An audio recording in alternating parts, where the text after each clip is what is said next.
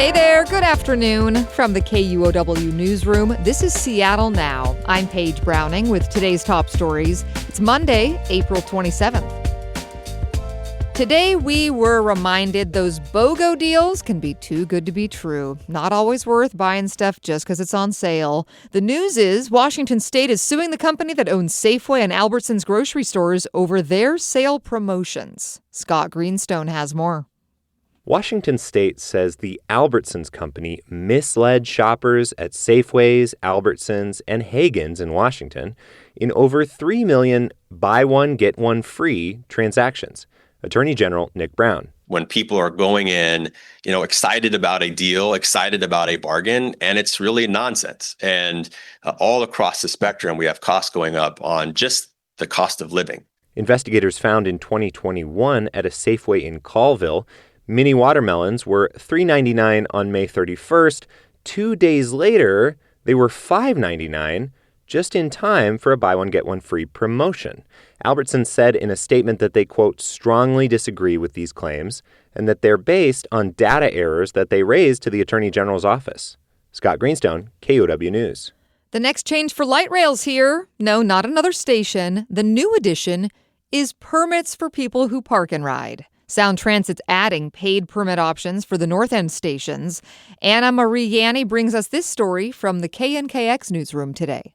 People can now apply for parking permits at Northgate and Shoreline at Link stations for $60 a month or $6 a day. Those spots are only limited to permit holders between 4 a.m. and 10 a.m. on weekdays, and most of the garage spots will still be first come, first served.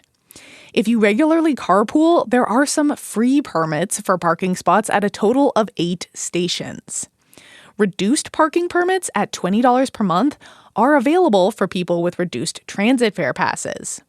Sound Transit spokesperson David Jackson said if you want a monthly permit, get on it. They're going quickly. The permit restrictions will go into effect weekday mornings starting May 1st. I'm Anna Marie Yanni reporting.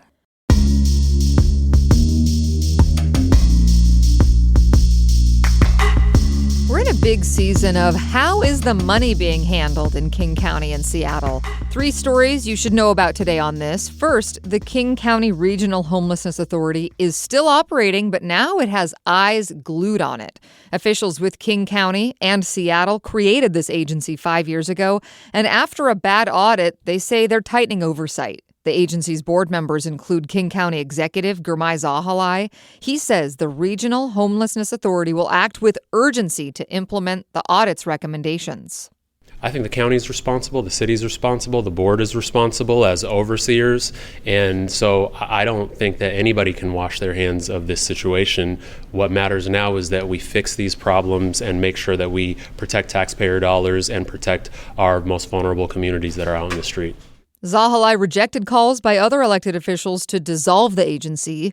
A recent audit found weak controls over spending at this agency. The board's seeking a corrective action plan from the agency CEO in May. We'll have a lot more about this on tomorrow morning's episode. Another bad report card of sorts just came in. This one for the Seattle Housing Authority. Thousands of the agency's public housing residents are living with mold, leaks, pest infestations, or broken plumbing. That's according to a new report from the environmental justice group Got Green that looked at records from 2022 and 2023. It found 95% of the units had unaddressed maintenance issues. A housing authority spokesperson told The Urbanist it completed tens of thousands of repairs last year and that it prioritizes emergency orders. And the oversight concerns don't stop there. Some King County council members want to hire an inspector general over mounting concerns about financial fraud and waste. This issue came to light when an audit found widespread oversight failures at the Department of Community and Human Services. So today, council member Rod Dembowski introduced legislation to create a new division in the county's public complaints office to focus on fraud and abuse of county money. The idea will require a vote of support from the county council to advance.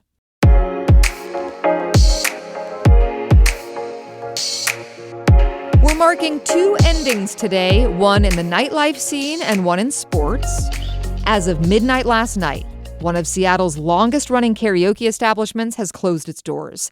Seattle's Best Karaoke shut down after a weekend filled with singing and goodbyes downtown following 30 years in business. The owners say the landlord terminated their lease and gave them until this week to move out, despite them meeting their rental agreement. The Seattle Times reports Balfour Place Partners owns the building, but could not be reached for comment.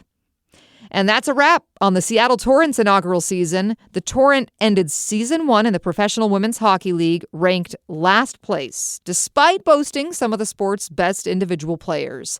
They played their final game at home Saturday, ending in a dramatic shootout against the Montreal Victoire. Torrent captain Hillary Knight thanked fans from the ice. You showed up, the environment was electric, and we want to thank you from the bottom of our hearts. This is the most special place to play. We're going to come back bigger, better, and stronger for y'all next year, but thank you for an amazing start. That audio courtesy of the team. Despite on-ice struggles, the Torrent enjoyed rapid fan base growth, record-setting crowds, and several partnerships through their first year.